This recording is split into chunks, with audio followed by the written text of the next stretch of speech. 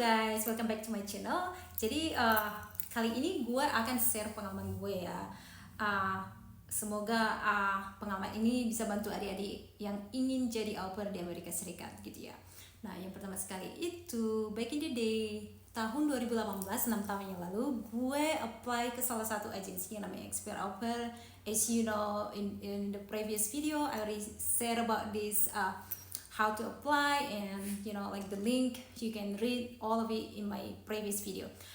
Nah, waktu itu gue nunggu hampir 1 bulan gitu ya. Host family-nya gue, kebetulan si istri itu orang Indonesia dari Bali dan si suami orang Amerika gitu ya. Jadi ya interviewnya gampang gitu kan. Jadi kita klik, mereka juga looking for au pair yang Christian gitu. Jadi mereka maunya anak mereka itu dididik about apa sih namanya, Christian value gitu. Mungkin juga ada juga host family yang mau Muslim gitu ya. Pokoknya beda-beda gitu ya. Nah, kebetulan kita klik dan boom, kita langsung apply visa. Jadi agensi gue itulah yang akan bantu gue, yang ngarahin gue, hey, buat daftar ke embassy untuk interview, apply your visa gitu kan. Nanti mereka ngirim gue paper dari Amerika Serikat mengenai kontrak dan agency information, pokoknya semua. Jadi pas lu interview guys, nanti bakal ditanya, make sure you read those contract, okay? Berapa jam kamu akan kerja, terus hari apa aja kamu kerja, berapa anaknya, siapa nama anaknya gitu kan, mereka tinggal di mana gitu.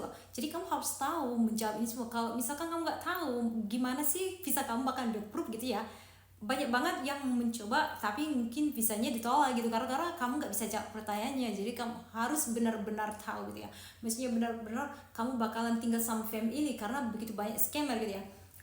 Terus selanjutnya pertanyaannya, hey kak, gue dapat host family nih di California, gue dapat dari Facebook, kita udah ngomong-ngomong, kita klik gimana selanjutnya gitu.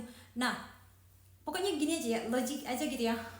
Kalau misalkan kamu udah dapat host family, nah kamu langsung pergi ke agensi, itu keputusan kamu mau ke host family agensi kamu or your agency gitu. Nah, mereka itu nggak bakal minta duit loh sama kamu gitu ya, atau bahkan agensi nggak bakalan minta duit sampai bisa kamu itu benar-benar approve dan tiket kamu itu dipesan gitu. Jadinya don't give them money, jangan kasih uang sama agensi or the family. Bayangin aja $500 atau $1,000 itu bukan uang yang banyak loh di Amerika Serikat itu ya. Itu uang sedikit gitu lah. Maksudnya oke lah, $500, $1,000, 14 juta di Indonesia, tapi di Amerika Serikat itu that's like nothing. Warga Amerika Serikat itu bayar kamu itu kesini $1,000 for what gitu ya. Maksudnya logiknya gitu aja loh. Jadinya kalau ada yang minta duit sama kamu, kirimlah ke rekening ini, atau agensi minta kamu terlalu buru-buru, itu udah red flag gitu ya, itu udah scammer gitu.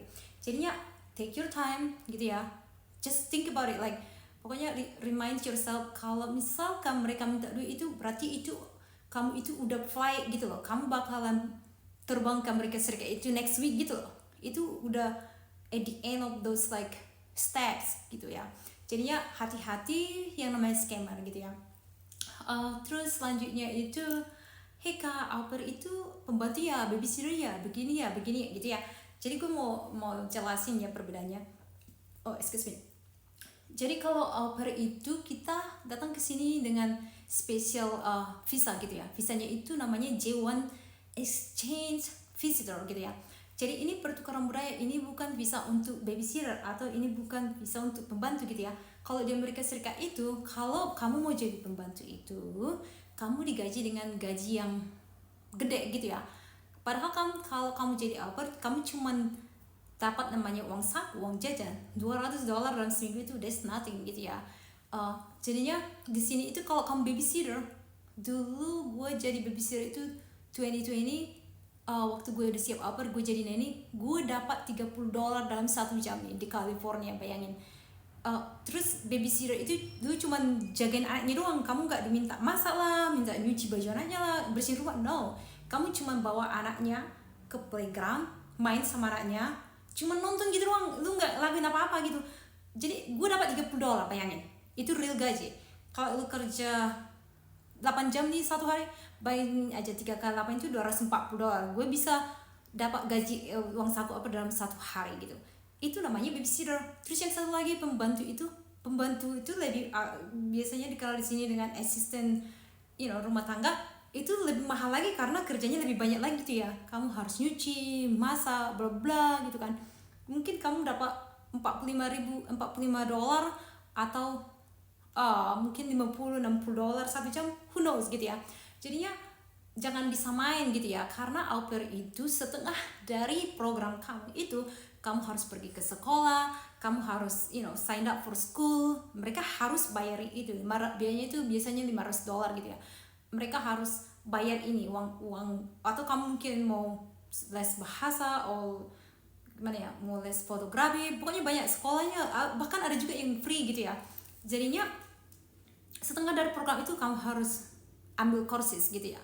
Nah, setengah dari program juga kamu harus gimana ya, travel gitu ya, exploring. Kamu nggak cuma diam aja gitu di rumah. Jadinya kalau ini contohnya kamu kerja hari Senin sampai Jumat, terus biasanya nih gue dulu 2019 gitu ya, gue Friday night setelah gue siap kerja, gue udah book flight gitu ya, gue terbang ke New York gitu ya, 3 hari di New York gitu, pulang gitu. Pokoknya kita exploring, or I will go driving gitu kan, gue pergi ke LA atau gue pergi ke Seattle, Washington gitu kan. Pokoknya exploring gitu. Jadi dan juga kita dalam tahun pertama itu kita dapat namanya 2 minggu vacation gitu. Nah, 2 minggu itu waktu kamu bisa liburan nih, mereka harus bayar kamu uang sakunya dalam 2 minggu itu walaupun kamu nggak kerja gitu. Terus kamu juga dapat yang namanya uang saku gitu ya. Jadi nggak usah terburu-buru deh gitu. Jadi au pair itu kayaknya makanya mereka hire yang namanya young age, karena kita itu adalah batas umur yang kita mau exploring. We don't know what we want gitu ya. Kita mau we wanna see the world gitu ya. Makanya program ini hanya untuk anak-anak muda gitu, bukan untuk yang udah mature enough. Contohnya kita udah 30 tahun, ngapain lagi exploring? Gue aja ini udah umur 30 tahun, gue udah gimana ya, kita itu udah lebih mature enough, mau settle down, kita udah mau arah ke lebih serius gitu ya, nggak wasting time lagi untuk explore gitu. Jadi udah gitu sih. Terus apalagi ya, oh ya, jadinya waktu gue siap au pair, kamu juga bisa gimana ya, pindah yang namanya host family. Contohnya kamu dikasih 2 tahun nih sampai kamu balik ke Indonesia gitu, kamu juga bisa kayak rematch gitu. Contohnya aku nggak suka tinggal di New York, gue mau pergi California lah gitu. Kamu juga bisa minta ke agensi kamu, can I get the rematch gitu kalau kamu nggak suka host family kamu gitu. Jadi itu tergantung kamu. Contohnya kamu aku mau tinggal di New York sama this family lah 3 bulan, terus atau 6 bulan atau 6 bulan lagi gue mau ke LA lah, gue mau ke Arizona lah, bla bla bla gitu ya, atau ke Florida atau Miami gitu kan, Alaska, Hawaii gitu banyak. Jadi kita itu ada 50 negara bagian. Jadi itu terserah kamu gitu.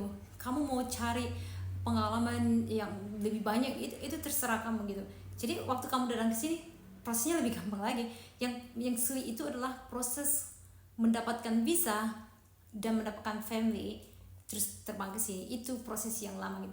Jadi bagi adik-adik, please sabar dan big houses, be careful how to choose family, jangan sampai kamu dapat scammer gitu ya. Dan I think that's all. If you have any questions, please feel free to ask me. You can text me, you can email me, and don't forget to share this video. Jadinya semua adik-adik yang pengen sekali datang ke sini jadi au pair, mereka pemikirannya lebih luas gitu ya, open minded. Kenapa sih harus jadi au pair gitu. Jadinya mereka dapat informasi ini. Please subscribe and like this video and comment and share it to your friends, family, and all the youth in Indonesia. Thank you so much.